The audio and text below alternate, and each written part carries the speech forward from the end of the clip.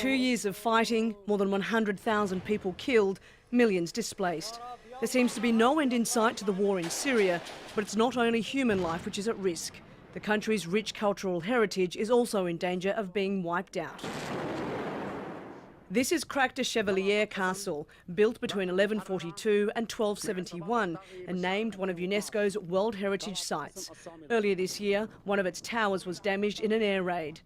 Other historic buildings, ruins and tombs in Damascus and Aleppo are a fragile backdrop to the conflict. And there are thousands of much smaller but just as significant cultural artefacts that are also at risk. Now some of the world's leading museums and historical groups are working together to protect them. Syria is the cradle of so many of humankind's achievements, and the widespread damage that has been reported demonstrates nothing less than the destruction of Syrian identity. At New York's Metropolitan Museum of Art, an emergency red list of Syrian cultural objects at risk was launched. It shows items which could be or have already been looted and trafficked on the black market.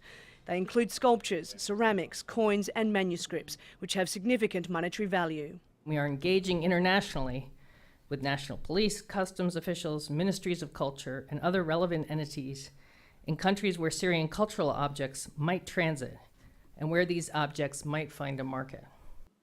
The museum is already home to historical artefacts collected from the Middle East, which capture the region's heritage and evolution. And Syria also has a rich religious history. Christianity, Islam and Judaism have overlapped there for centuries. The stories are central to these three religions, and they are in part Syrian stories. In these exhibitions, cultural items are carefully preserved and displayed for the public. The emergency red list is a desperate attempt to ensure similar objects remain a part of Syria's history long after the fighting is over.